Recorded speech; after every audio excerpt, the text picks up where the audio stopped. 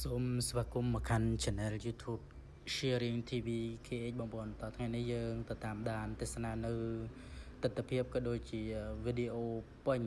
មកភ្នំសំពៅតែម្ដងបងប្អូនគឺចាប់ផ្ដើមតាំងពីផ្លូវចូលរហូតទៅដល់កំពូលភ្នំក៏ដូចជារូងភ្នំដែលខ្ញុំបានផ្ដិតយកទាំងអស់មកចែកជូនដល់បងប្អូនយើងអ្នកទស្សនាតែម្ដងបងប្អូនដូច្នេះសូមបងប្អូនទេសនានៅទស្សនភាពទាំងស្រុងដូចតទៅហើយខ្ញុំចូលសម្លេងនេះដើម្បីនឹងចែករំលែកដល់បងប្អូនទាំងអស់គ្នាអ្នកដែលមិនធ្លាប់បានទៅក៏ដូចជាអ្នកធ្លាប់បានទៅរួចហើយបងប្អូនហើយនេះគឺជាសកម្មភាពដែលស្ថិតនៅខាងក្រោមគឺជើងភ្នំសំពៅតែម្ដងបងប្អូនឃើញកន្លែងហ្នឹងគឺជារូងប្រជាវបងប្អូនពេលដែលម៉ោង5កន្លះឬម៉ោង6ហ្នឹងគឺប្រជាវចាប់ផ្ដើមចេញហើយគឺចេញច្រើនទាំងវងខ្លាំងតែម្ដងហើយយើងអាចកលេចមើលខាងក្រោមនេះគឺជាទីកន្លែងដែលបងប្អូនយើងគាត់កំពុងតែសាងសង់ដើម្បីនឹងរៀបចំរចនាសម្ព័ន្ធរចនាបថនៅជើងភ្នំហ្នឹងឲ្យបានកាន់តែស្អាតបងប្អូនហើយនឹងគឺជាគម្រោងបងប្អូនគម្រោងរមណីយដ្ឋានប្រវត្តិសាស្ត្រភ្នំសំពៅនឹងហើយយើងអាចកលេចមើលទៅខាងមុខនឹងបានគឺមានរូបបដិមាដ៏ធំហើយមានរូបបដិសន្ធមានរូបហៅថារូបព្រះអង្គត្រាស់ដឹងក៏ដូចជាព្រះនិព្វានហើយនឹងព្រះអង្គប្រសូតបងប្អូនមាននៅនឹងតែម្ដង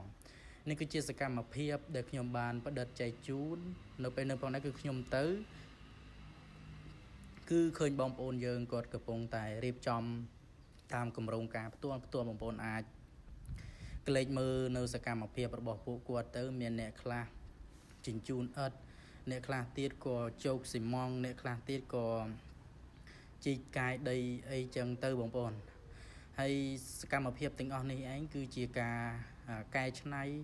នៅជើងភ្នំសំពៅឲ្យកាន់តែមានសោភ័ណភាពដើម្បីនឹងជាទីពេញពិលរមិលមើលរបស់បងប្អូនក៏ដូចជាភ្ញៀវទេសចរយើងសម្រាប់ពួកគាត់ដែលបានអញ្ជើញទៅហើយក៏បានទេសនាផងដែរឲ្យមានភាពកាន់តែទាក់ទាញកាន់តែប្រសើរឡើងបងប្អូនហើយនឹងគឺជាផ្លូវដើម្បីនឹងឆ្ពោះទៅកាន់កំពូលភ្នំសំពៅបងប្អូននឹងហើយនៅខាងហ្នឹងឥឡូវហ្នឹងគឺគេចាប់ផ្ដើមរៀបចំចាត់ចែងហើយគឺបន្តិចទៀតស្ថានភាពនៅឯភ្នំសំពៅហ្នឹងគឺវាកាន់តែស្អាតខ្លាំងតែម្ដងបងប្អូននឹងហើយសកម្មភាពទាំងអស់ហ្នឹងគឺយើងអាចមើលនៅក្នុងវីដេអូនេះបានគឺពួកគាត់កំពុងតែផាត់សេម៉ង់ចាក់សាបចាក់អីឲ្យកាន់តែខ្ពស់ជាងមុនហើយមើលទៅវាកាន់តែស្អាតខ្លាំងផងដែរបងប្អូនយើងក៏លេចមកមើលខាងនេះវិញគឺឃើញមានរូបព្រះអង្គបរិនិព្វានណាបងប្អូនគឺព្រះអង្គបរិនិព្វានគេឆ្លាក់ធ្វើចេញពីថ្មភ្នំតែម្ដងបងប្អូននឹងហើយផ្លូវទៅត្រង់នឹងឯងដូចដែលខ្ញុំបាននិយាយអំបញ្ញមិញអញ្ចឹងបងប្អូននឹងគឺជាទស្សនភាព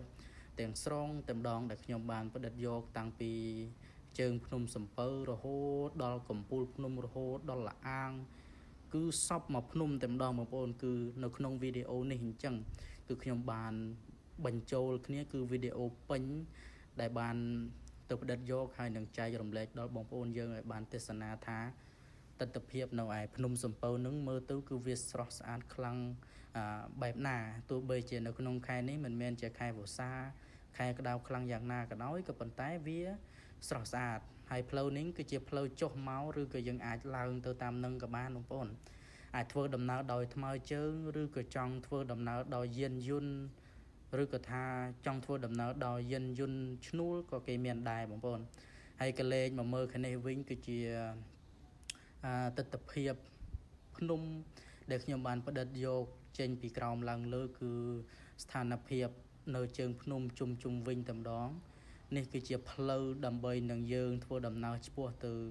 កំពូលភ្នំក៏ដូចជាកន្លែងផ្សេងដែលស្ថិតនៅលើភ្នំសំពៅនេះតែម្ដងបងប្អូនហើយកន្លែងនេះក៏វាមិនសូវជាខុសគ្នាអីប្រហែលដែរគឺខ្ញុំបានផ្ដិតយកទេសភាពក៏ដូចជារុក្ខជាតិនានាដែលដុះព័ទ្ធជុំវិញនៅភ្នំសំពៅតែម្ដងហើយកន្លែងនេះគឺជាភូមិរបស់បងប្អូនយើងដែលគាត់ ធ្វើការលក់ដូរក៏ដូចជាកន្លែងស្នាក់នៅរបស់ពួកគាត់ផងដែរបងអាចក៏លេខមកមើលទស្សនវិជ្ជាមកជុំវិញនឹងវិញគឺឃើញមានឡានមួយកំពុងតែជិះឡើងទៅនឹងបងប្អូនគាត់ជិះដើម្បីនឹងទៅទស្សនានៅឯកំពូលភ្នំថាតើកំពូលភ្នំនឹងមានអ្វីខ្លះអ្នកខ្លះហើយបានអញ្ជើញមកម្ដងពីរដងអីអញ្ចឹងទៅហើយខ្ញុំមិនមែនទៅតិចដងទេបងប្អូនគឺទៅច្រើនដងខ្លាំងមែនទែនចំពោះការទៅទស្សនានៅឯភ្នំសំពៅនេះគឺប្រហែលជា3ទៅ4ជិត10ដងហើយបងប្អូននិយាយមែនគឺទៅជាហូរជាហែអញ្ចឹងដោយសារតែខ្ញុំគឺរស់នៅក្នុងខេត្តបាត់ដំបងដូច្នេះហើយការទៅលេងភ្នំសំពៅក៏ដូចជាទៅមើលប្រជាវមើលអ្វីផ្សេងអីហ្នឹងគឺខ្ញុំបានទៅជាញឹកញាប់ផងដែរហើយនេះគឺជាផ្លូវឡើងទៅណាបងប្អូនបើសិនជាបងប្អូនមានកម្លាំងអាចធ្វើដំណើរថ្មើរជើងឡើងគឺបងប្អូនអាចឡើងទៅតាមផ្លូវនេះបានព្រោះឯផ្លូវនេះវាមិនសូវជាចោតអីប្រហែលទេព្រោះឯគេធ្វើដំណើរដោយយានយន្តម៉ូតូឡានគឺគេធ្វើដំណើរឡើងទៅតាមផ្លូវនឹងឯងបងប្អូននឹងឯងបងប្អូនអាចទស្សនាមើលបានមានបងប្រុសម្នាក់គិតជិះម៉ូតូឡើងទៅហើយមានឡាននឹងកំពុងតែចុះមកក្រោមវិញទៅមានបងប្អូនខ្លះគាត់ឡើងមានបងប្អូនខ្លះគាត់ចុះមកអញ្ចឹងទៅនឹងហើយអ្នកខ្លះគាត់ប្រកបមុខរបរនៅនឹងភ្នំសំពៅនេះតែម្ដងគឺគាត់ជាអ្នករត់ម៉ូតូរត់ឡានដើម្បីនឹងដឹកភ្ញៀវទេសចរឡើងទៅលើកំពូលភ្នំហើយទស្សនវិជ្ជាកន្លែងនេះគឺខ្ញុំបានផ្ដិតយកចេញពីជើងភ្នំដែលខ្ញុំឡើងទៅលើ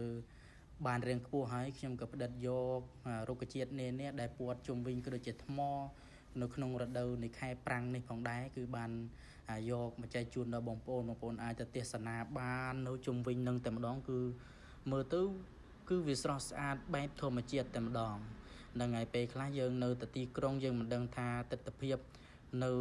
តាមជើងភ្នំយ៉ាងណាហើយរុក្ខជាតិនឹងបែបណាបែបណីហើយនៅក្នុងរដូវនៃខែប្រាំងនេះបងប្អូនអាចអញ្ជើញទៅទស្សនាបានតែបន្តិចទៀតយើងនឹងទៅដល់ខែវស្សារុក្ខជាតិនានាវាផ្លែវាផ្កាវាចេញមកជាមែកធៀងមានស្លឹកខៀវខ្ចីមើលទៅវាកាន់តែស្អាតប៉ុន្តែខែនេះគឺជាខែប្រាំងហើយដើមឈើមួយចំនួនក៏ជ្រុះស្លឹកជ្រុះអី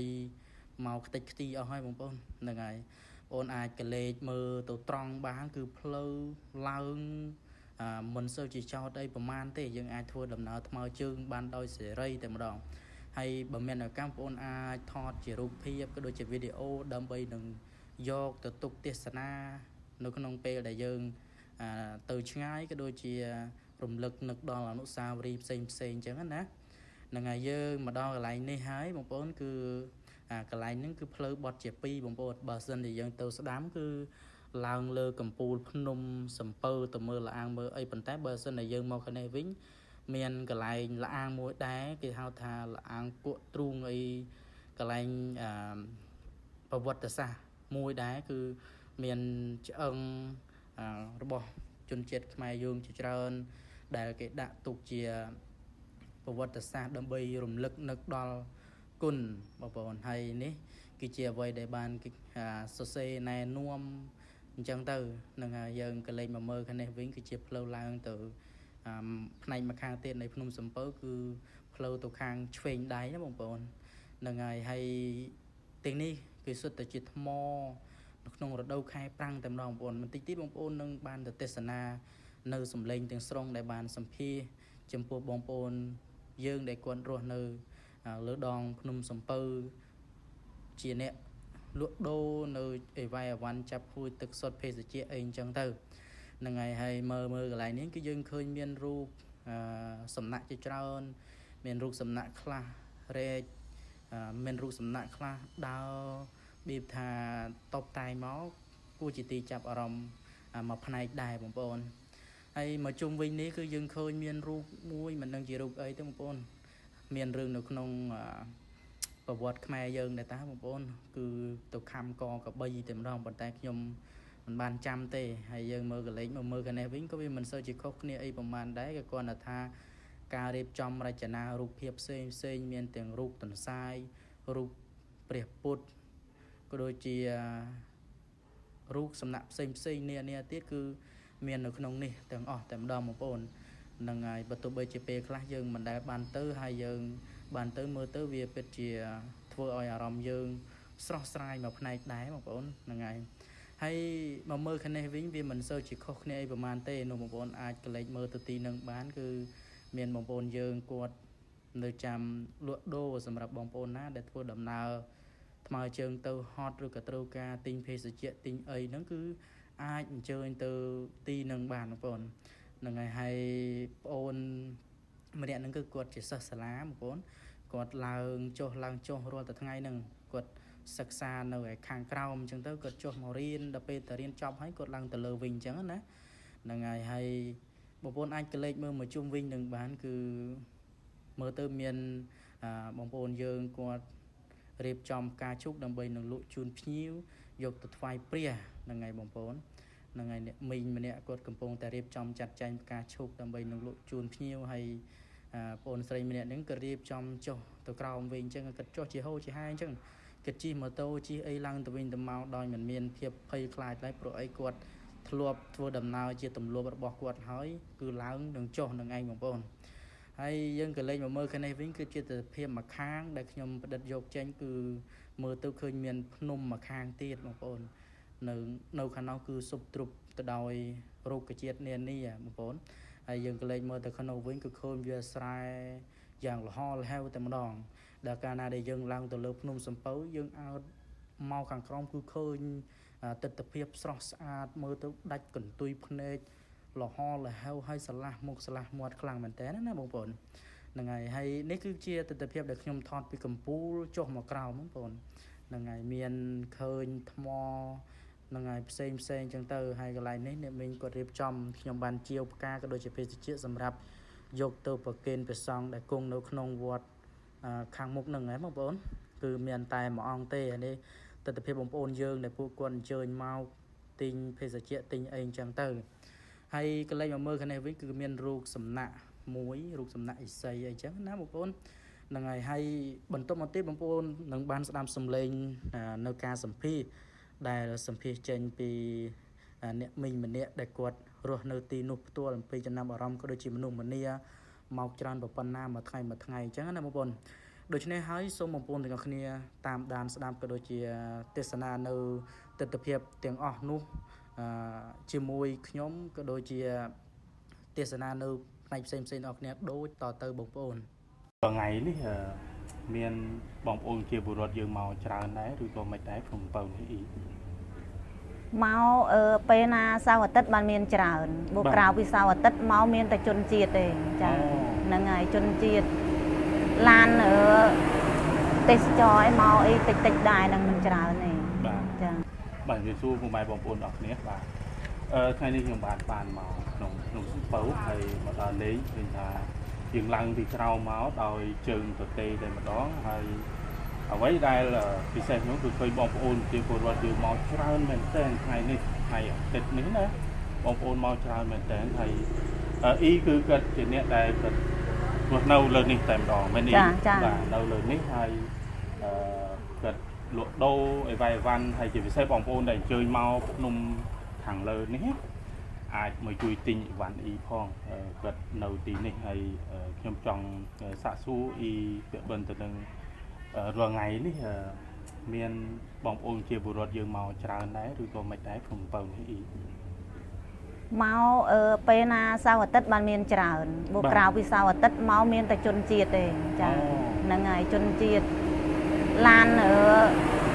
tết cho ấy máu ấy tịch đài đang mình tràn này chứ như tôi tấu cứ phía trái ngay sau ở tết trước khi mau tràn mình tràn mấy ní tràn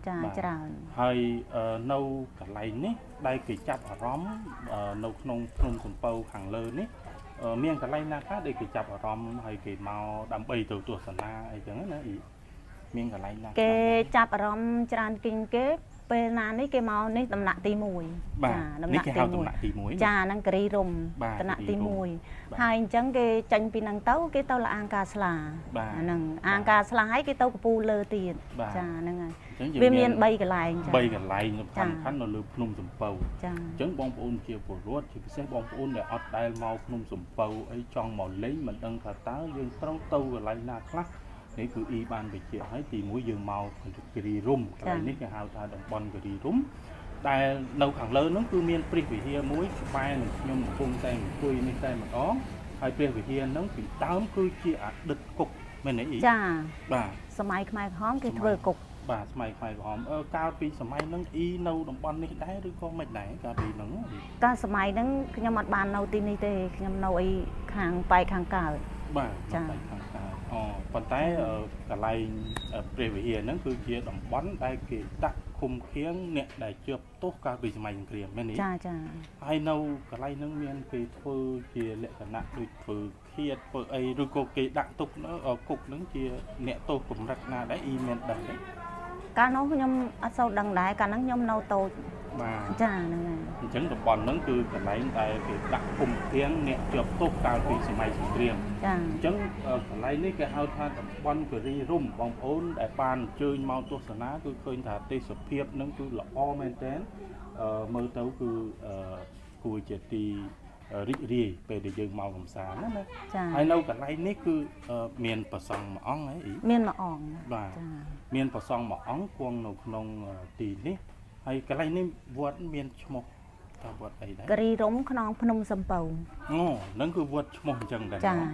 បាទគិរីរម្យក្នុងភ្នំសំពៅក្នុងភ្នំសំពៅហ្នឹងគឺវត្តដែលនៅលើភ្នំហ្នឹងគឺមានប្រសង់តែមួយអង្គទេបងប្អូនអញ្ចឹងសម្រាប់បងប្អូនដែលអញ្ជើញមកលេងកំសាន្តនៅទីនេះជាទូទៅគឺគាត់មានជាការដូចជាទិញភេសជ្ជៈទិញអីប្រគេនព្រះសង្ឃអញ្ចឹងទៅមែនទេហើយមានកន្លែងនៅលើព្រះវិហារហ្នឹងមានកន្លែងបូជាអីពុទ្ធអីចឹងទៅចាបាទហើយនៅតំបន់នេះមានគេលក់អីខ្លះដែរដូចជាម្ហូបដូចអីមានដែរអីមានទេលក់តែគ្រឿងទិញទួចអីចឹងណាចាសម្រាប់ប្រគេនលោកអញ្ចឹងហើយនំនែកអីចឹង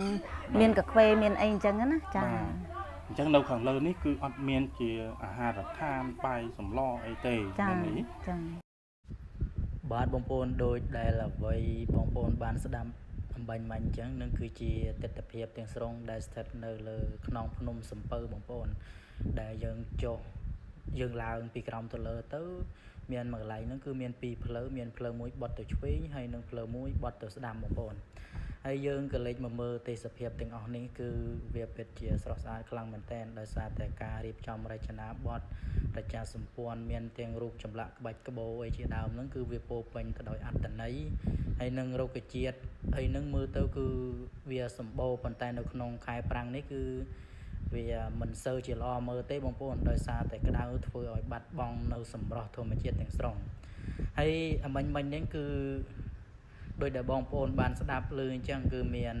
អ្នកមីងម្នាក់គាត់បានរៀបរាប់អំពីភ្នំសំពៅដែលយើងឡើងពីក្រោមទៅលើមានផ្លូវមួយបត់ទៅឆ្វេងមានពីរកន្លែងបងប្អូនហ្នឹងហើយយើងទៅខាងហ្នឹងទៅគឺ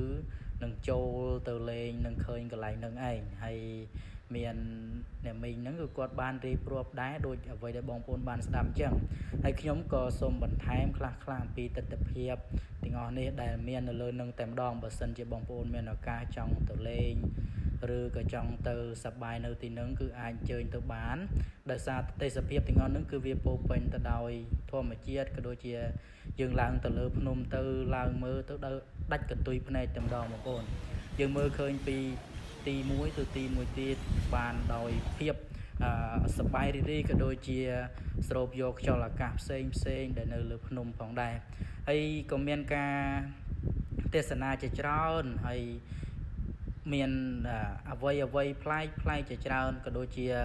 ការរៀបចំតុបតែងជាដើមអីអញ្ចឹងទៅហើយយើងអត់មើលទៅខាងហ្នឹងបងប្អូនហ្នឹងគឺខ្ញុំថតចេញពីភ្នំមួយទៅភ្នំមួយទៀតដើម្បីនឹងផ្ដិតយករូបភាពទាំងអស់ហ្នឹងចែកជូនដល់ពុកម៉ែបងប្អូនជាអ្នកតាមដានស្ដាប់ហើយសង្ឃឹមមួយទៀតថាបងប្អូនទាំងអស់គ្នាកុំភ្លេច Subscribe នៅ YouTube Channel របស់ខ្ញុំម្នាក់មួយដើម្បីនឹង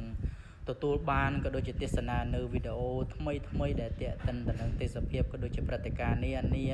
ដែលបានកើតឡើងនៅក្នុងខេត្តបាត់ដំបងក៏ដូចជាខេត្តផ្សេងផងដែរហើយទីកន្លែងនេះគឺខ្ញុំបានថតចេញពីលើភ្នំហើយទៅក្រោមនេះគឺជាបងប្អូនខ្មែរយើងដែលគាត់បានអញ្ជើញទៅទេសនានៅក្នុងថ្ងៃអាទិត្យនឹងផងដែរពីកាលពីម្សិលមិញគឺថ្ងៃទី8មេនាបងប្អូនមានមនុស្សម្នាជាច្រើនខ្លាំងមែនតើដែលគាត់បានអញ្ជើញទៅហ្នឹងបើតាមការសាកសួររបស់ខ្ញុំទៅកាន់អ្នកដែលគាត់ធ្វើការក៏ដូចជារៀបចំសម្ដាប់ធ្នាប់នៅម្ដុំហ្នឹងណាហើយកន្លែងនេះគឺព្រះសង្ឃដែល យើងស្ដាប់បាញ់មិញហើយគឺនៅក្នុងវត្តហ្នឹងគឺមានតែព្រះសង្ឃតែមួយអង្គទេបងប្អូនមានព្រះសង្ឃតែមួយអង្គទេគឺលោកគង់ចាំដើម្បីនឹងចាំទទួលនៅទេយទានដែលបងប្អូនយើងខ្លះគាត់បានអញ្ជើញទៅឡើងទៅលើហើយក៏មានចិត្តសន្តោសប្រោសប្រានចង់ធ្វើទានធ្វើសក្ការៈបូជាអីអាចអញ្ជើញទៅបានហើយយើងក៏លេចមកមើលកនេះវិញបងប្អូនគឺជាទេសភាពទាំងស្រុងតែម្ដងហើយវីដេអូហ្នឹងគឺមិនបានឆ្ងាយទេហើយយើងនៅមានភាពបន្តទៀតអញ្ចឹងណាបងប្អូនអញ្ចឹងខ្ញុំក៏សូមគោរពជម្រាបលាបងប្អូនតែប៉ុណ្្នឹងឯងសូមអរគុណនិងសូមឲ្យបងប្អូនទាំងអស់គ្នាសុខសំណាងល្អតរៀងទៅអរគុណច្រើនបងប្អូនចឹងឲ្យតែមានចំណេះដឹងគេស្លាប់ពីលើពូគេតម្លាក់ពីលើនោះមកធ្លាក់ពីលើនឹងមកចាគេស្លាប់តែអ្នកចេះដឹងតែពូអ្នកលងងខ្លះគឺយកទៅរៃដីនៅកពីងពួយអូនោះឆ្អឹងពូគេដាក់ដង្កល់ក្នុងចែកដីពូឥឡូវយកតើយើងទៅទេសនានៅឆ្អឹងតិចគេទុកតែកន្លះចែកដីទៅពូដោយសារគេដឹកទៅសារមន្ទីរអស់ខ្លះហើយពូគេទុកនឹងដើម្បីជាផោះតាងមែនទេចាទុកឲ្យក្មេងជំនាន់ក្រោយបានដឹងអូខេមានអក្សរស្បែកគង់ពូវ៉ាវមានស្បែកគង់ទៀតចាឯណាទៅស្បែកគង់ជុំចូលដំបងគាត់មើលកន្លែងទេសភាពកន្លែងភ្នំកពើហើយគាត់មើលកន្លែងបាបកម្មពេលស្លាប់ទៅក្នុងពុទ្ធសាសនាហើយគាត់ចូលលេងឡានមានដូចជាឆ្អឹងខ្មោចអីគេស្លាប់ពីជំនាន់ពោទៅពូចាគេដាក់ដង្កល់ក្នុងចែកដីក្នុងហ្នឹងហើយមានឡាអាងកុកទ្រង់មានឡាអាងកែបឡាអាងតែងខ្លួនឡាអាងលខោនចាប់ចូលមើល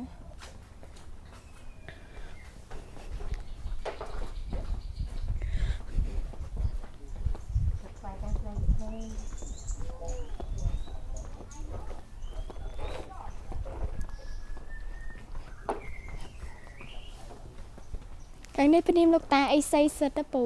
ចាខាងនេះទេសភាពភ្នំកពើមើលពីខាងប៉ៃលិនមកដូចកពើពូ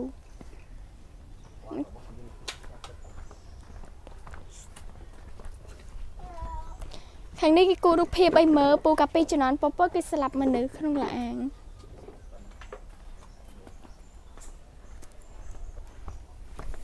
មិនចេះនេះបាបកម្មមកពូនៅក្នុងព្រះពុទ្ធសាសនាឥឡូវមកញ៉ៃមករូបមកចានោះអ្នកយកប្តីប្រពន្ធគេក៏ឲ្យឡើងដាំលកាដៃទៅពូមកចូលមកនេះចាខាងនេះផឹកស្រាក្នុងវត្តពូផឹកស្រាកាចអីចឹងពូច្រៀងលលឡាពេញវត្តទៅលោកសូត្រមន្តអត់កើតចាជួយចាំគេចាប់ស្រកស្រាខាងនេះនិយាយដើមគេចាប់ដកអណ្ដាតពូចានិយាយដើមគេចាខាងនេះកងចាក់លើក្បាលហ្នឹងអ្នកចង់បានទ្រព្យសម្បត្តិគេឌីធ្លីគេពូកងចាក់លើក្បាលនេះបបៅដោះកូនក្នុងពហិលោកឃើញដាច់បានហ្នឹងបើអចេតនាអីទេពូបើចេតនាមានបាបដូចយកកូនចៅអីក៏មានបាបដែរពូណែរូបខាងនេះហ្នឹងយើងបំបៅដោះកូនក្នុងវត្តចាក្នុងវត្តដូចចង់ឲ្យលោកឃើញទៅលោកដាច់បាត់បើយើងគ្រាន់តែយើងឲ្យបៅធម្មតាអីនេះចង់ឲ្យលោកឃើញដែរហ្នឹងបានបាបពូចានឹងប្រែនឹងព្រីដោភេទគ្នាកាលនៅរស់ខ្ទើយអូចូលកាលនៅរស់ហ្នឹងមិនវិញបានទៅជាចូលវិញខ្ទើយដូចយើងកើតមកប្រុសអញ្ចឹងយើងចង់ធ្វើស្រីវិញចាមកទៅកើតចាខាងនេះមើងងាយម៉ែអើគេបោះចូលផ្ទះខ្លាញ់ពូនោះបរតប្រាស់ប្តីប្រពន្ធគេកាត់កពូចូលក្បាលមន់ហ្នឹងអ្នកចូលមន់ណាពូកាន់រូបកាយចូលមន់ពេលស្លាប់ទៅក្បាលមន់ខ្លួនមនុស្សគេឲ្យចូលគ្នាវិញពេលស្លាប់ទៅចា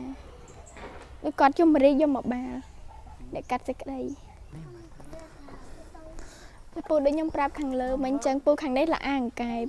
អូផ្លូវនេះឡាអាងកែបឥឡូវយើងចូលទៅគាត់ចូលទៅចិត្តបានអូខេយើងចូលទៅមើលឡាអាងកែបទីសិនចា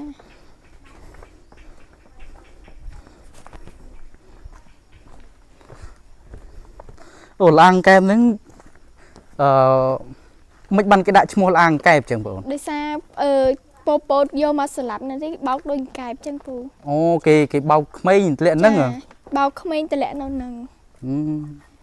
ដូចក្មេងមកតាមម៉ែឪចាប់ទៅគេចាប់ដៃចាប់ជើងបោះតម្លាក់អាហ្នឹងយើងបោកឲ្យតម្លាក់យើងចុះទៅបានទៅដូចធ្លាប់ស្នាមមានគេចុះមែនទេចាមានអ្នកបាឲ្យភ្ជាវចុះទៅ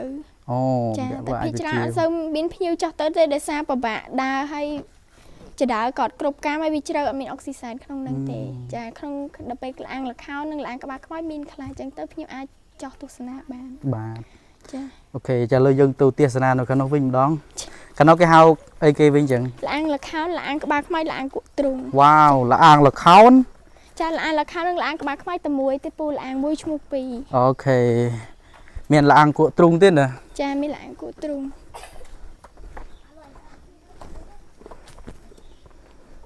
ឥឡូវយើងធ្វើដំណើរចុះទៅក្រោមហ្នឹងណាមែនទេបាទប្រយ័ត្នប្រយែងប្រយ័ត្នជន់ខុស ចាខាងនេះព្រះអង្គចូលបរិណិព្វានណាពូ អូព្រះអង្គប្រេនិព្វានហើយនឹងព្រះអង្គត្រាស់ដឹងមែនទេ ចា អានេះដូចយើងឃើញនៅខាងក្រោម មាន ភ្នំសំពៅដូចឃើញមានគេធ្វើបែបនេះមែនទេ ចានៅខាងលាងផ្កាស្លាក៏មានព្រះអង្គចូលបរិណិព្វានដែរពូនៅលើបដោយពី10ម៉ែត្រទៅតឹង2ម៉ែត្រកន្លះ អូ ចា ខេ នឹងកាលពីជំនាន់ពពុទ្ធព្រះអង្គចូលបរិណិព្វានមានមួយអង្គដែរតែពពុទ្ធវាយចោល ចាគេយកមកកសាងថ្មីវិញនៅឆ្នាំ1998 បាទ ចា និយាយអញ្ចឹងណែភ្ញៀវមកច្រើនហើយកាលពីម្សិលប្រយពីម្សិលគឺជាសិនរីមែនទេ ចាច្រើនដែរ អូអញ្ចឹងណែថ្ងៃនេះបងប្អូនអាចទេសនាបានណាខ្ញុំនឹងផ្តិតយកទៅទស្សនវិជ្ជាទាំងអស់នេះទាំងស្រុងចែកជូនដល់បងប្អូនអំពីទស្សនវិជ្ជានៅក្នុងស្ថិតនៅក្នុងភ្នំសំពៅចុះខាងនោះអីគេបងឃើញក្បាល ឥ ឥឡូ ឡូ វ វ យើង កន្លែងគេវាយមនុស្សតម្លាក់មកគេស្លាប់ដូចជាចាស់ចាស់អ្នកមានចំណេះដឹងដូចជាគ្រូពេទ្យគ្រូបរិញ្ញាអញ្ចឹងឲ្យតែមានចំណេះដឹងគេស្លាប់ពីលើពូគេតម្លាក់ពីលើនោះមក ធ្លាក់ពីលើនឹងមក ចាគេស្លាប់តែអ្នកចេះដឹងទៅពូអ្នកល្ងងខ្លះគឺយកទៅរែកដីនៅកពីងពួយ អូ ដូចឆ្អឹងពូគេដាក់ដង្កល់ក្នុងចែកដីពូ អូខេឥឡូវយើងតើយើងទៅទេសនានៅឆ្អឹងតិច គេទុកតែកន្លះចែកដីទៅពូដោយសារគេដឹកទៅសារមន្ទីរអស់ខ្លះហើយពូ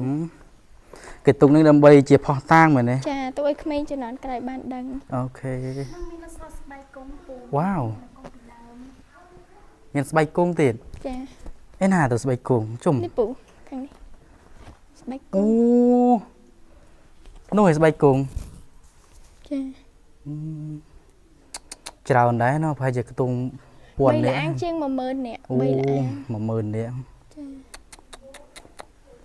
តើយើងទេសនាទៅខ្នោះទៀត ចា ទៅចាំ កលាងគក់ទ្រង់ពូគក់3ដងតម្លាក់ជំងឺចោល ឯណា ចានឹងចាស់ចាស់គាត់ជំនឿពីដើមមកពូគក់តម្លាក់ជំងឺចោល អូ នឹងគ្រាន់តែចាស់ចាស់គាត់ជំនឿទៅពូតែលើគក់លេងជាមានថ្នាំពេទ្យលក់ឲ្យបើពូឯងគក់ជាថ្នាំពេទ្យលក់ដាច់ អឺវាត្រូវអញ្ចឹងមែនទេគក់ជា នឹង គ គ្រា ក់ ន់តែ ជា ចាស់ចាស់ ច គាត់ ប់ ជំនឿពីដើមទេពូគាត់ចាស់បារាណគាត់ជំនឿ អូល្ងិតដល់មែនបងប្អូន ចា បងប្អូនអាចពិបាកមើលតិចព្រោះអីវាក្នុងយើងចូលមកក្នុងគឺល្ងិតខ្លាំងមែន ពូ តើ គក់ទ្រង់នេះពូគក់3ដង អូល្ងិតខ្លាំងណាស់បងអើយមើលឃើញ ចានេះគាត់ទៅ ហើយយើងឈរទៅនឹងយើងគក់ទៅខាងលើនឹងហ្មងមែនទេ ចាគក់ទៅឡន់ពីលើមក អូអរគុណណាស់ដែលបានប្រាប់តែយើងតើអត់មកមុខទេព្រោះអីល្ងិតរៀងយើងល្ងិតកដាលថ្ងៃទេដូចស្រីស្រីវ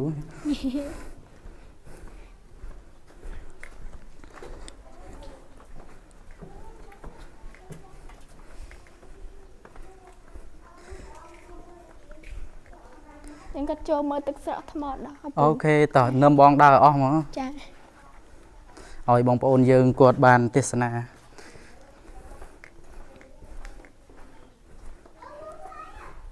នឹងកុំភ្លេចអោនផងពូចិត្តបែកថ្មគេ បែកថ្មគេមិនបែកថ្មយើងទេណា ថ្មដេកអត់បានទេពូ អូដល់បងប្អូនអើយយ៉ាត់តិចទៅណាអានេះគឺអត់ទេបងខ្ញុំបង្ហោះស៊ីនអញ្ចឹងហ្មងឲ្យ នេះទឹក ឃើញ ស្រក់ថ្មដោះពូមានជាតិ អូ ចាទឹក អានឹងអីគេ ចាថ្មដោះពូវាមានជាតិកបោជាតិប៉ារ៉តស្តាឡូមីតស្តាឡូទីតទេពូ វ៉ាវ ទឹកវាស្រក់ ឆ្លាត ថ្ម មែន ពីដង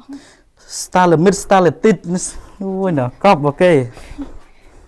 នេះពូដើរមើលនេះខ្ញុំលៀងល្ងិត បាទអូល្ងិតមែនណា ចា ទៅក្រោមអាចភ្លឺវិញហ៎ ភ្លឺនឹងពូត្រឹមនោះភ្លឺវិញហី ហូបដើរយឺតនេះមើលភ្លឺអត់ចង់ឃើញ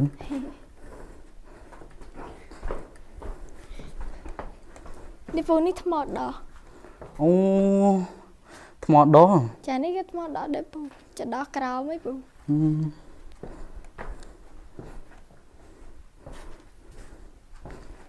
តែឡើងជិះដល់កន្លែងភ្លឺវិញណាអាណាយើងតទៅណាទៅនោះស្អីគេពេញទៅនោះ ចានឹងថ្មដោះនេះកាប់ពីមុនចូលដល់លាងតែងខ្លួនបានតែឥឡូវថ្មដោះចិត្តអស់ហើយ អូ កាប់ ខេ ពីមុនចូលដល់កន្លែងពូដើរចូលដំបងមិញកន្លែងគៀនពហិមិញពូចូលធុកមិញព ពូដើរទៅដល់នឹងតែលើថ្មដល់ចិត្តហើយយើងដើរបកទៅវិញកន្លែងទៅដែរ អូខេឥឡូវយើងអស់ប៉ុណ្្នឹងឯណាមែនទេយើងមើលទៅទិដ្ឋភាពខាងលើបងគឺឃើញមានពលឺអីប៉ុន្តែមកដល់ក្រោមគឺល្ងិតឈឹងតែម្ដងអញ្ចឹងយើងបន្តដំណើរទៅលើវិញបងចា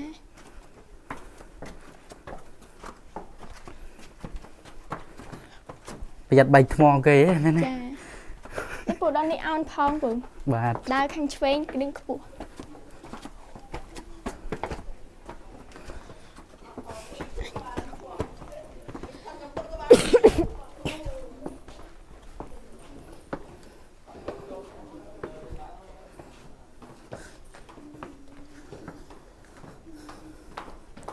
នេះអស់ឲ្យពូនៅពូទៅលេងនៅលើទៀតអូខេចា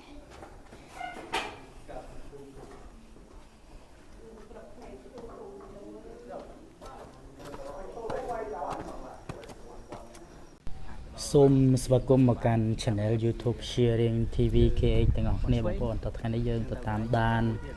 ទស្សនានៅវីដេអូបន្តទៀតបងប្អូនតេតិនទៅនៅភ្នំសំពៅបងប្អូនដែលស្ថិតនៅក្នុងខេត្តបាត់ដំបងណាហ្នឹងហើយផ្លូវទៅខាងហ្នឹងខ្ញុំក៏បានថតចែករំលែកដល់បងប្អូនហើយគឺនៅក្នុងវីដេអូហ្នឹងបងប្អូនចង់ទៅទេសនាបានអាចអញ្ជើញទៅទេសនានៅក្នុង YouTube របស់ខ្ញុំ Sharing TV KH បានបងប្អូនហើយមកផ្លូវខាងនេះវិញគឺយើងទៅខាងស្ដាំដៃវិញម្ដងបងប្អូនហើយពេលដែលយើងឡើងទៅហ្នឹងគឺវាមាន2ផ្នែកបងប្អូនផ្នែកទី1គឺទៅខាងឆ្វេងផ្នែកទី2គឺត្រឡប់ទៅខាងស្ដាំហើយខាងឆ្វេងហ្នឹងខ្ញុំក៏បានចែករំលែកដល់បងប្អូនរួចហើយដែរដូច្នេះយើងក្រឡេកមកមើលផ្លូវខាងស្ដាំនេះវិញមានទិដ្ឋភាពព្រៃឈើផ្សេងក៏ដូចជាសត្វយំត្រហុងអង្កងប៉ុន្តែសំឡេងនេះគឺខ្ញុំបានmute អស់ហើយបងប្អូនដោយសារតែខ្ញុំដាក់សំឡេងថ្មីដើម្បីនឹងចែករំលែកដល់ពុកម៉ែបងប្អូនដើម្បីឲ្យបានទេសនាបើសិនជាមានឱកាសថ្ងៃណាមួយបងប្អូនអញ្ជើញមកដល់ក្នុងខេត្តបាត់ដំបងអាចឈៀងក៏ដូចជាទៅទេសនាបានភ្នំសំពៅមានប្រជាវមានរូងប្រជាវក៏ដូចជាឡើងទៅលើកំពូលភ្នំមើលទៅឃើញដាច់កន្ទុយភ្នែកតែម្ដងបងប្អូនកលេចមកមើលកន្លែងនេះវិញគឺកន្លែងរោងសម្រាប់ដាក់រូបបងប្អូនយើងចូលទៅមើលក្នុងនោះទាំងអស់គ្នាទៅថាតើមានរូបសំណាក់អ្វីខ្លះហ្នឹងហើយយើងឃើញទៅមានរូបសំណាក់មួយដែលមើលទៅខាងក្រោមហ្នឹងដូចជាមានទឹកច្រើនបងប្អូនមើលទៅដូចជាមិនសូវជាស្រស់ស្អាតអីប្រហែលទេហើយបងប្អូនអាចក្លែកមើលបាននៅទីជុំវិញនឹងខ្ញុំអត់ដឹងថាជារូបតំណាងអ្វីទេបងប្អូនខ្ញុំគ្រាន់តែយកការចែករំលែកទាំងអស់នេះចែកជូនដល់បងប្អូនទៅទេសនាហើយនៅខាងនេះក៏ឃើញមានរូបសំណាក់មួយរូបទៀតដែរហ្នឹងហើយបងប្អូនយើងក្លែកមកមើលខាងនេះក៏ឃើញទេសភាពព្រៃឈើនៅក្នុងរដូវប្រាំងយើងនេះតែម្ដងមានទាំងថ្មមានទាំងរុក្ខជាតិផ្សេងជាច្រើនជាហូរហែតាមរាប់មាត់ផ្លូវឡើងទៅកាន់កំពូលភ្នំនៃភ្នំសំពៅណាបងប្អូនហ្នឹងហើយយើងបន្តទៅមុខទៀតមានផ្លូវបែកចេញជាពីរទៀតបងប្អូនគឺទៅខាងឆ្វេងមួយហើយទៅខាងស្ដាំមួយប៉ុន្តែខ្ញុំជ្រើសយកផ្លូវទៅខាងស្ដាំបងប្អូនដោយសារតែយើងត្រូវការឡើងទៅកំពូលភ្នំសំពៅតែម្ដងហើយបញ្ជាបងប្អូនថាវីដេអូនេះខ្ញុំគ្រាន់តែយកមកជាការចែករំលែកដល់បងប្អូនទេសនាឲ្យបានស្គាល់អំពីទិដ្ឋភាពផ្សេងនៅលើភ្នំសំពៅបងប្អូនអាចក្លែកមើលទៅឃើញមានបងប្អូនខ្មែរយើងគាត់ជិះម៉ូតូឡើងបងប្អូនណាបើបងប្អូនចង់ដើរដោយថ្មើរជើងក៏បានចង់ជិះជាម៉ូតូជាឡានឈ្នួលអីក៏បានដែរឬក៏ថាមានម៉ូតូមានឡានផ្ទាល់ខ្លួនបងប្អូនអាចជិះឡើងបានបងប្អូនអាចឡើងបានយើងក៏លេខមកមើលខាងនេះវិញគឺយើងឃើញមានតូបមួយតូបលក់ចាប់ហួយណាបងប្អូនតូបលក់ចាប់ហួយនៅកន្លែងហ្នឹងបងប្អូនអាចក៏លេខមកមើលទេសភាពជុំវិញនឹងបានមានបងប្អូនយើងគិតលក់របស់របរជាច្រើនបងប្អូនហ្នឹងហើយទៅមុខទៀតក៏មានកន្លែងលក់ដូរជាច្រើនដែរប៉ុន្តែយើងក៏លេខមកមើលទីជុំវិញនេះសិនបងប្អូននៅក្នុងរដូវនៃខែប្រាំងនេះស្លឹកឈើស្លឹកអីវាមិនសូវជាមានផ្កាមានផ្លែអីប្រហែលទេលើកលែងតែភ្លៀងធ្លាក់បាន3 4 5 មេអីទៅស្លឹកវាលួសមក បានជាខៀវខ្ចីមើលទៅស្រស់បំប្រងជាដើមទៅកន្លែងនេះគឺគេដាក់រូបសម្ដេចសង្ឃរាជក៏ដូចជារូបព្រះសម្មាសម្ពុទ្ធណាបងប្អូននេះបងប្អូននេះជាស្គរដៃបងប្អូនសម្រាប់ផ្ទះនៅក្នុងកម្មវិធីផ្សេងក៏ដូចជាពុស្សបនិមិត្តហ្នឹងហើយមានរបស់របរសម្រាប់ក្មេងក៏ដូចជាចំណីសត្វមានរូបកពើរូបអីជាដើមអញ្ចឹងទៅមានទាំងមជូរមានទាំងអីតែខ្ញុំមិនបានភ្លក់មើលទេបងប្អូនដោយសារតែពេលនឹងដែលឡើងទៅគឺវាហត់ខ្លាំងមែនតើបងប្អូនឡើងលើភ្នំសំពៅណាដែលយើងអាយុកាន់តែជ្រេទៅយើងធ្វើដំណើរឡើងលើមិនដូចការនៅពីក្មេងទេបងប្អូន គឺមានអារម្មណ៍ថាពេលយើងធ្វើដំណើរទៅងាយនឹងហត់ខ្លាំងមែនតើហ្នឹងហើយបងប្អូនឥឡូវយើងបន្តដំណើរទៅមុខទៀតហ្នឹងបងប្អូនមានបងប្អូនខ្មែរយើងគាត់អញ្ជើញមកដែរជាច្រើនបងប្អូនអាចក្លែកមើលទៅក្នុងវីដេអូនឹងបានគាត់មកពីខេត្តផ្សេងណាបងប្អូនមិនមែនតែអ្នកខេត្តបាត់ដំបងទេហើយបន្តទៅមុខទៀតបងប្អូនឃើញទេឃើញមានទាំងក្មេងទាំងចាស់ទាំងឪពុកទាំងម្ដាយទាំងកូនអីទៅមកក្រុមគ្រួសារអញ្ចឹងទៅគាត់មកដើម្បីនឹងមកទេសនានៅភ្នំសំពៅដែលស្ថិតនៅក្នុងខេត្តបាត់ដំបងហ្នឹងហើយបងប្អូនទាំងអស់គ្នាកុំភ្លេចជួយ Subscribe នៅ YouTube Channel របស់ខ្ញុំម្នាក់មួយផងដើម្បីនឹងទទួលបាននៅវីដេអូផ្សេងដែលខ្ញុំនឹងចែករំលែកដល់បងប្អូននៅទេសនាដើម្បីនឹងជាការយល់ដឹងក៏ដូចជាស្គាល់អំពីទីកន្លែងព្រឹត្តិការណ៍នានាដែលបានកើតឡើងនៅក្នុងប្រទេសកម្ពុជាយើងផងដែរហើយយើងបន្តទៅមុខទៀតនឹងក៏ជាផ្លូវឡើងទៅលើកំពូលហើយមើលអ្នកមីងនឹងក្មួយទៅគាត់ដើរអស់កម្លាំងបងប្អូនប៉ុន្តែពួកគាត់ជិះឡានមកទៅតែចុះដល់ផ្លូវដែលឡើងមកនឹងតិចទេបងប្អូនពេលមកពីក្រោមហ្នឹងគឺគាត់ជិះម៉ូតូជិះឡានអីមកធម្មតាទេហ្នឹងហើយសោះតែខ្ញុំនឹងតើជាអ្នកផ្ដិតយកវីដេអូចែកជូនដល់ពុកម៉ែបងប្អូននឹងឯងគឺជាអ្នកដែលដើរថ្មើរជើងតាំងពីក្រោមរហូតដល់លើតែម្ដងទស្សនវិជ្ជានៅជុំវិញនេះគឺខ្ញុំបានផ្ដិតយកទាំងស្រុងចែកជូនដល់បងប្អូនតែម្ដងគឺទេសភាពពិតជាស្រស់ស្អាតខ្លាំងមែនតើបងប្អូនអាចក្លែកមកមើលជុំវិញនេះបានហ្នឹងហើយគឺស្អាតមែនតើទោះបីជារដូវប្រាំងនេះវាមានថ្ងៃរះខ្លាំងធ្វើឲ្យក្តៅខ្លាំងប៉ុណ្ណាក៏ដោយក៏ប៉ុន្តែយើងឡើងទៅលើភ្នំទៅមើលទៅដាច់កន្ទុយភ្នែកមើលពីក្រោមឡើងលើក៏ដូចជាមើលឃើញមនុស្សម្នាជាច្រើនក៏កំពុងតែធ្វើដំណើរទៅវិញទៅមកហ្នឹងធ្វើឲ្យចិត្តរបស់យើងមានអារម្មណ៍ថាសប្បាយវិញទេបងប្អូនសប្បាយពេលខ្លះខ្ញុំនៅតែកន្លែងមិនសូវបានដើរទៅលំហែកាយពេលទៅម្ដងមកកាលហ្នឹងគឺសប្បាយខ្លាំងគាត់ថាវារៀងហត់នេះក៏ដូចជាអស់កម្លាំងបន្តិចប៉ុន្តែវាមិនទៅជាធ្វើអីប្រហែលទេបងប្អូនហ្នឹងហើយមកកន្លែងនេះគឺឃើញដូនជីមួយរូបគាត់កំពុងតែអង្គុយហើយយើងក៏លេចមកមើលខាងនេះវិញក៏ដាក់អនុស្សាវរីយ៍ភ្នំសំពៅបងប្អូនអនុស្សាវរីយ៍ភ្នំសំពៅបងប្អូនអាចក៏លេចមើលពីកំពូលភ្នំទៅក្រោមបានគឺដាច់កន្ទុយភ្នែកតែម្ដងបងប្អូនគឺដាច់ឆ្ងាយមើលទៅគឺស្រស់ស្អាតខ្លាំងមែនតើចឹងបានន័យថាពេលណាដែលយើងនៅកាន់តែខ្ពស់គឺយើងអាចមើលបានកាន់តែឆ្ងាយក៏ប៉ុន្តែពេលដែលយើងនៅខ្ពស់យើងក៏មិនអាចមើលច្បាស់អំពីការពិតជាក់ស្ដែងដែលដូចឃើញនៅជាតិទេបងប្អូន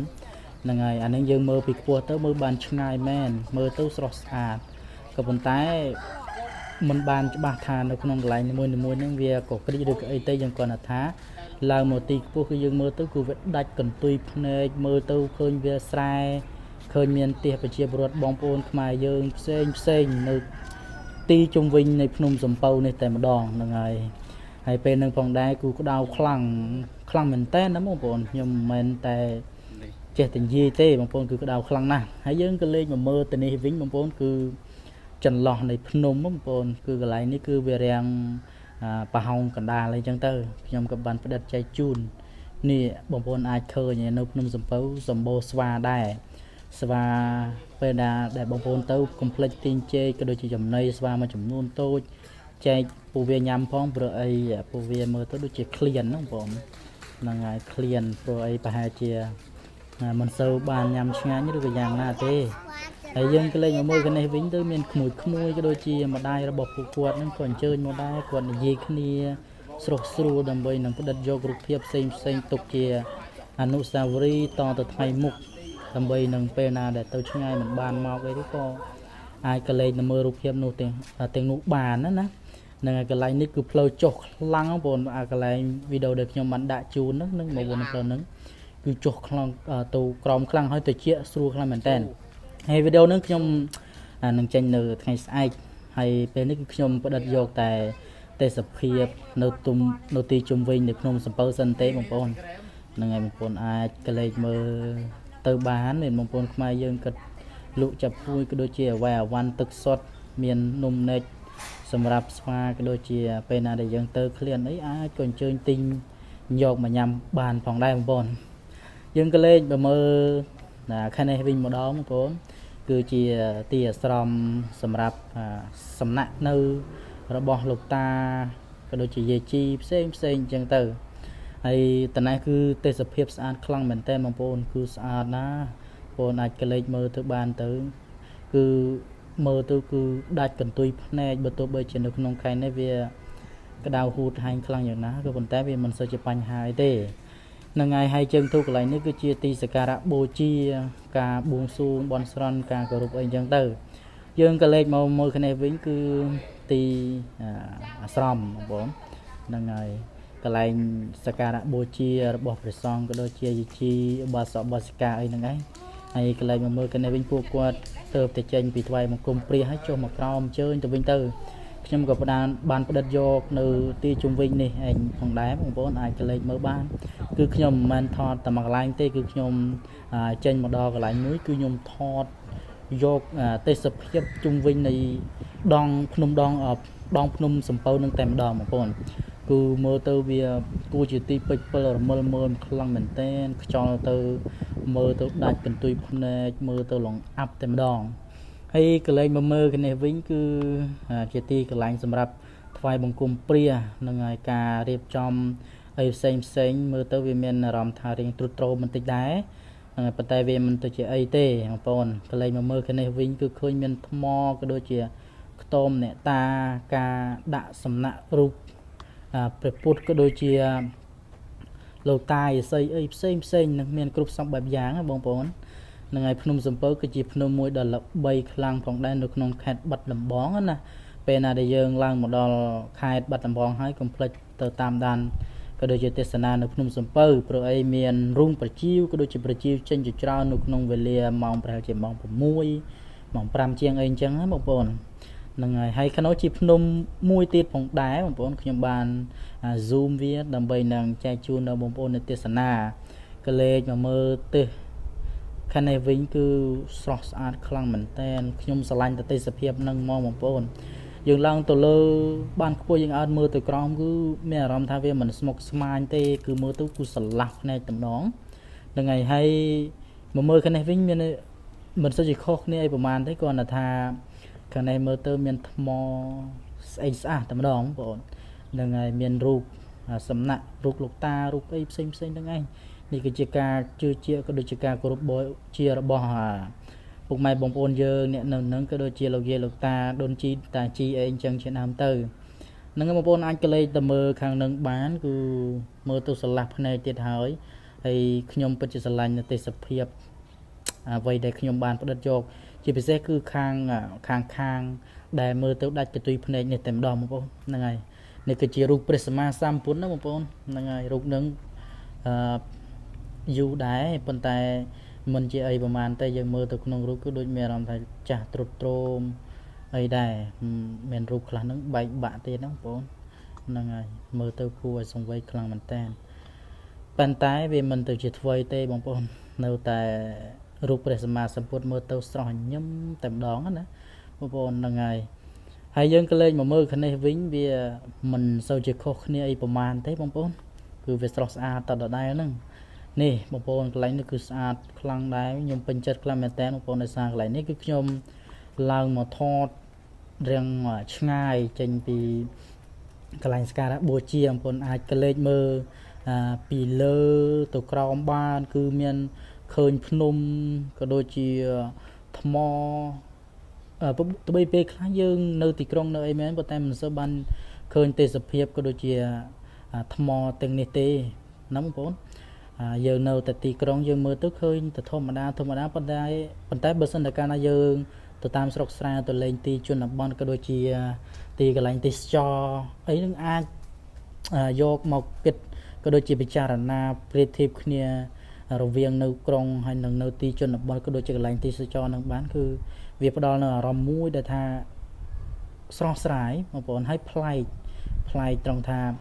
វាធ្វើអារម្មណ៍របស់យើងមើលទៅវាសប្បាយចិត្តស្រឡះភ្នែកធ្វើឲ្យការគិតរបស់យើងនឹងក៏វាបានវែងឆ្ងាយដែរបងប្អូននឹងហើយយើងក៏លេចមកមើលគ្នាវិញបងប្អូនគឺមានផ្ទះប្រជាពលរដ្ឋក៏ដូចជាសាលារៀនវត្តអារាមយើងមើលទៅពីនេះគឺឃើញគ្រប់សពបែបយ៉ាងតែម្ដងបងប្អូនលើលែងតែមនុស្សទេក៏យើងមើលមិនឃើញដោយសារតែមនុស្សគឺមើលទៅគឺតូចខ្លាំងមែនតើបងប្អូននេះបងប្អូនកន្លែងនេះគឺជាទីផ្លូវដែលយើងកំពុងតែធ្វើដំណើរចុះពីលើដងភ្នំសំពៅវិញហើយបងប្អូនហ្នឹងហើយយើងគឺធ្វើដំណើរទាំងឡើងទាំងចុះតែម្ដងហើយរយៈពេលដែលធ្វើដំណើរហ្នឹងគឺយូរខ្លាំងមែនតើដោយសារយើងទៅតាំងពីម៉ោង9បងប្អូនម៉ោង9ដល់ពេលយើងត្រឡប់មកវិញខ្ទង់ម៉ោង3ម៉ោង3អីហ្នឹងឯងនេះគឺជាផ្លូវដែលយើងចុះមកបងប្អូននេះគឺជារូបសំណាកព្រះពុទ្ធដែលធ្វើនៅខាងក្រោមសម្រាប់ការគោរពបូជារបស់បងប្អូនយើងដែលគាត់ធ្វើដំណើរចេញទៅហើយនេះរូងភ្នំអញ្ចឹងសូមអរគុណវីដេអូមានតែប៉ុណ្្នឹងឯងសូមអរគុណបងប្អូនសូមស្វាគមន៍មកកាន់ Channel YouTube Sharing TV KH បងប្អូនតថ្ងៃនេះយើងទៅតាមដានបន្តនៅឯទិដ្ឋភាពស្ថិតនៅលើកំពូលភ្នំសំពៅផ្ទាល់តែម្ដងបងប្អូនហើយនឹងគឺជាសកម្មភាពបងប្អូនយើងដែលគាត់បានអញ្ជើញទៅទស្សនានៅឯកំពូលភ្នំសំពៅនឹងឲ្យពួកគាត់ជាច្រើនបានផ្ដិតយករូបភាពក៏ដូចជា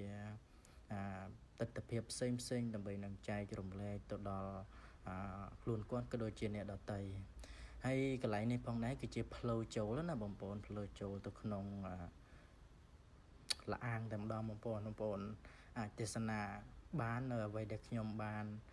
ផ្ដិតចែកជូនដល់បងប្អូនទាំងអស់គ្នាយើងកំពុងតែធ្វើដំណើរចុះទៅក្រោមហើយបងប្អូនគឺខ្ញុំបានផ្ដិតយកទាំងស្រុងបងប្អូននៅទិដ្ឋភាពជុំវិញផ្ទាល់តែម្ដងបងប្អូនគឺមើលទៅវាពិតជាស្រស់ស្អាតក៏ដូចជាមានអារម្មណ៍ថាស្រស់ស្រាយខ្លាំងមែនតើបងប្អូនយើងក៏លេចមើលទៅខាងគឺសុទ្ធតែរុក្ខជាតិហើយនឹងថ្មជាច្រើនដែលដុះក៏ដូចជាព័ទ្ធជុំវិញនឹងតែម្ដងហ្នឹងហើយនៅកន្លែងហ្នឹងគឺមានស្វាដែរបងប្អូនគឺស្វាច្រើនដែរទីបងប្អូននឹងឃើញនៅអ្វីដែលខ្ញុំបានចែកជូនទាំងអស់នេះហើយវីដេអូនេះគឺខ្ញុំបានឡើងទៅផ្ដិតយកផ្ទាល់តែម្ដងបងប្អូនស្ថិតនៅលើកំពូលភ្នំសំពៅណាហ្នឹងហើយដល់ពេលដែលខ្ញុំចុះទៅក្រោមបានច្រើនកម្មដែរខ្ញុំក៏បានផ្ដិតយកនៅទិដ្ឋភាពពីក្រោមទៅលើហើយយើងតាមដានទេសនាបន្តទៀតថាតើនៅក្នុងលអាងផ្លូវទៅចុះទៅក្រោមហ្នឹងវាមានទេសភាពយ៉ាងណាបងប្អូនអាចកលេចមើលបានជុំវិញគឺខ្ញុំផ្ដិតយករៀងយឺតបន្តិចដើម្បីនឹងចែកដល់បងប្អូនអាចទេសនាឃើញបានគឺសត្វស្វាកំពុងតែលេងបលែងគ្នាក៏ដូចជាស៊ីចំណីអីអញ្ចឹងទៅបងប្អូនអាចកលេចទៅក្រោមបានគឺពិតជាជ្រៅខ្លាំងមែនតើណាមិនមែនរាក់ទេអានឹងយើងអើតទៅក្នុងកាមេរ៉ារៀងក៏លួចប៉ុណ្្នឹងហើយបើសិនជាយើងទៅផ្ទាល់គឺវាពិតជាមើលទៅគឺជ្រៅខ្លាំងមែនតើហើយប៉ុន្តែគឺស្អាតបងប្អូនហើយចុះទៅក្រោមហ្នឹងណាបងប្អូនពេលចុះទៅក្រោមហើយយើងឡើងមកវិញគឺជុកជើងខ្លាំងមែនតើហ្នឹងហើយពេលដែលយើងចុះទៅវាមិនសូវអីប្រមាណណាតែបើសិនតែពេលយើងឡើងមកវិញគឺជុកជើងបងប្អូនឃើញទេតែស្វាកំពុងតែបលែងគ្នាដូចជាមានកូនមានអីផងណាបងប្អូនហ្នឹងហើយយើងមើលទៅខាងនោះវិញក៏សត្វស្វាដែរនឹងវាកំពុងតែដេកហើយនឹងមើលនេះមើលនោះបើមានចំណីវាក៏ទៅស៊ីអីចឹងទៅមានគេដាក់ឲ្យណាបងប្អូនហ្នឹងហើយយើងមើលទៅខាងក្រោមនោះវិញគឺមានវัวដុះចាក់ពីក្រោមទៅលើដល់កពូលតែម្ដងបងប្អូនហ្នឹងហើយយើងមើលទៅក្រោមទៅឃើញកម្មចណ្ដោច្រើនកម្មខ្លាំងមែនតើណាបងប្អូនគឺពិតជាជ្រៅហើយក៏លេចមកមើលទៅខាងនឹងវិញគឺដូចជាមានអារម្មណ៍ថារៀងព្រឺព្រួចហើយក៏ស្ងើចសរសើរនៅសម្រស់ធម្មជាតិដែលវាបានធ្វើបែបនេះចេញឡើងបានខ្លាចជាបែបនេះមិនដឹងជាចំណាយពេលរាប់ពាន់ឆ្នាំ ពីពេលណាហើយមកទេបងប្អូនគឺយើងមើលទៅគឺវាពិតជាអស្ចារ្យខ្លាំងមែនតើអានេះគឺជាធម្មជាតិទាំងស្រុងមិនមែនអ្នកណាជាអ្នកបង្កើតទេហ្នឹងហើយយើងក៏លេចមើលវងបងប្អូនឃើញទេវាដុះចាក់ពីក្រោមឡើងទៅលើតែម្ដងទោះបីជាមានថ្មមានអីខ្លាំងប៉ុណ្ណាក៏ដោយក៏ប៉ុន្តែព្រោះវាអាចដុះចាក់ពីក្រោមទៅលើបានវាពិតជាអស្ចារ្យហើយយើងក៏លេចមើលថ្មវិញគឺមានអារម្មណ៍ថាវាស្រស់ស្រាយជាធម្មជាតិសុទ្ធតែម្ដងបងប្អូនហើយយើងមើលពីក្រោមទៅលើវិញបងប្អូនគឺជ្រៅខ្លាំងណាស់ពេលនឹងដែលខ្ញុំចុះទៅដល់រាងជ្រៅដែរហើយក៏ខ្ញុំបានថតចេញពីក្រោមឡើងទៅលើបងប្អូនអាចកលេចមើលទៅខាងក្រោមបាននោះគឺជាជាន់ក្រោមហើយបងប្អូនជាន់ក្រោមគឺចុះចូលទៅក្នុងឡាងតែម្ដងគឺមានពន្លឺភ្លឺរបស់ព្រះអាទិត្យចេញចាំងចេញមកវាពិតជាស្រស់ស្អាតក៏ដូចជាធម្មជាតិផ្កាថ្មនេះដែលនៅពាសពាត់ជុំវិញនោះតែម្ដងបងប្អូនអាចកលេចមើលពីក្រោមទៅលើបានគឺមិនមែនរាកទេគឺចុះទៅក្រោមរាងចម្ងាយហ្នឹងគឺរាងឆ្ងាយផងដែរបងប្អូនព្រោះរំតែមនុស្សចាស់ល្មមពេលណាដែលគាត់ចុះទៅហើយពេលឡើងមកវិញគឺវាពិតជាចុកជើងចុកដៃវាធ្វើឲ្យអារម្មណ៍នឹងហត់នេះក៏ប៉ុន្តែវាមិនទៅជាធ្វើអីប្រហែលទេបងគឺនៅតែសប្បាយជានិច្ចព្រោះអីយើងបានទៅទេសនានៅសម្រស់ធម្មជាតិបែបនេះវាធ្វើឲ្យអារម្មណ៍របស់យើងស្រស់ស្រាយតែម្ដងហ្នឹងហើយយើងក៏លេចមើលទៅមុខទាំងអស់គ្នាណាបងប្អូនគឺឃើញមានរូបសំណាក់1 2នៅខាងមុខហ្នឹងឯងបងប្អូនតិចនឹងបានទៅទេសនាហើយក៏មានដូចជារូបចម្លែកដែរបងប្អូនអាចចុះទៅក្រោមបានពេលហ្នឹងដូចគឺខ្ញុំដិតយកវិញគឺពិតជារូបចម្លែកមែនបងប្អូនគឺខ្ញុំថតចេញពីក្រោមមានអារម្មណ៍ថាដូចជារូបមនុស្សអញ្ចឹងគឺវាចាំងថ្ងៃហើយក៏ដូចជាពន្លឺថ្ងៃជះចាំងនឹងថ្មទៅវាចេញមកដូចជារូបអញ្ចឹងណាហ្នឹងហើយយើងក៏លេចមើលទៅក្រោមទៀតទាំងអស់គ្នាបងប្អូននឹងវាពិតជាស្រស់ស្អាតខ្លាំងមែនតើបើសិនជាបងប្អូនមានឱកាសអីបងប្អូនអាចចេញទេសនាបានដែលនៅឯភ្នំសំពៅស្ថិតនៅក្នុងខេត្តបាត់ដំបងប្រទេសកម្ពុជាយើងនឹងបងប្អូនខ្មែរយើងក៏សុទ្ធតែស្គាល់ហើយដោយសារតែភ្នំសំពៅនឹងគឺជាភ្នំមួយដែលជាទីកន្លែងទេសចរផងដែរបងប្អូនហើយក៏មានកន្លែងល្បីជាច្រើនដូចជារូងបជាវក៏ដូចជារូបព្រះពុទ្ធបដិមាដ៏ធំដែលគេសាងសង់ហើយឥឡូវនេះគឺគេកំពុងតែរៀបចំចាត់ចែងធ្វើឲ្យស្រស់ស្អាតជាងមុនឆ្ងាយទៀតផងដែរបងប្អូនយើងអាចកលេចមើលទៅខាងក្រោមបានបងប្អូនឥឡូវយើងទៅតាមដានទេសនាបន្តទៀតទាំងអស់គ្នាប៉ុន្តែសូមបងប្អូនទាំងអស់គ្នាកុំភ្លេចជួយ Subscribe នៅ YouTube Channel របស់ខ្ញុំSharing TV KA ម្នាក់មួយផងដើម្បីនឹងទទួលបានក៏ដូចជាទេសនានៅវីដេអូថ្មីដែលខ្ញុំនឹងចែករំលែកដល់បងប្អូនទាំងអស់គ្នា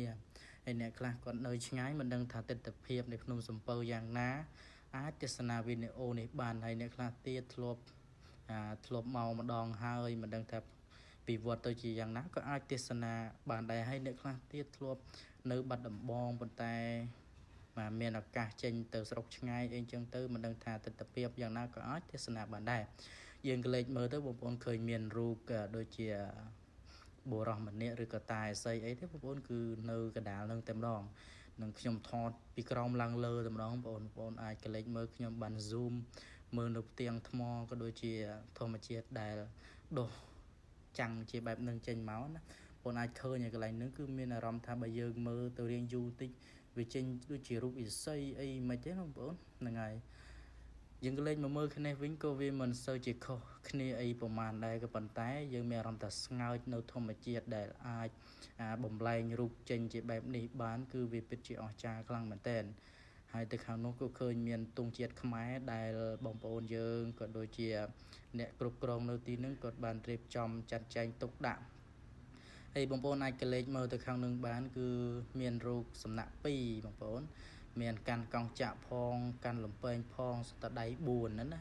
ហ្នឹងហើយខ្ញុំបានទៅមុខទៀតទេបងប្អូនចុះដល់ទៅកន្លែងទៅនឹងឯងគឺកន្លែងហ្នឹងគឺសំខាន់ដែលវាមើលទៅវាពិតជាអស្ចារ្យហើយយកពេលណាដែលយើងចុះមកដល់កន្លែងហ្នឹងបងប្អូនគឺតិចស្រួលខ្លាំងមែនតើបងប្អូនជាស្រួលពេលហ្នឹងគឺថ្ងៃចាំងកដៅចេះតែម្ដងក៏ប៉ុន្តែដល់ពេលចុះមកដល់កន្លែងហ្នឹងវាប្រែទៅជាតិចដោយសារតែមាន ការពាត់ចេញពីថ្មក៏ដូចជាធម្មជាតិនៅពេលវិញនៅជុំវិញនឹងក៏ដូចជាខាងក្រោមនោះក៏រៀងជ្រៅដែរដូច្នេះហើយវាធ្វើឲ្យកន្លែងហ្នឹងតិចស្រួលខ្លាំងមែនតើបងប្អូនអាចក្លែងមើលទៅខាងក្នុងនឹងបានគឺជារូងផ្ទាល់តែម្ដងខ្ញុំមិនបានចូលទៅយកនៅក្នុងនឹងទេគឺតែប៉ុណ្្នឹងអីបងប្អូនហ្នឹងហើយហើយយើងក៏លេចមកមើលខាងនេះវិញក៏វាមិនសូវជាខុសគ្នាអីប្រហែលដែរបងប្អូនហ្នឹងហើយវីដេអូនេះផងដែរមិនសូវជាវែងអីប្រហែលទេមានតែប៉ុណ្្នឹងនេះបងប្អូនអាចក្លែងមើលកន្លែងហ្នឹងបានគឺដូចជាមានរូបអ្នកណារូបហានុមានរូបអីបន្តិចណាបងប្អូនខ្ញុំមើលទៅដូចជាមានអារម្មណ៍ថាចម្លែកវីដេអូហ្នឹងមានតែប៉ុណ្្នឹងឯងសូមអរគុណនិងសូមគោរពជម្រាបលាបងប្អូន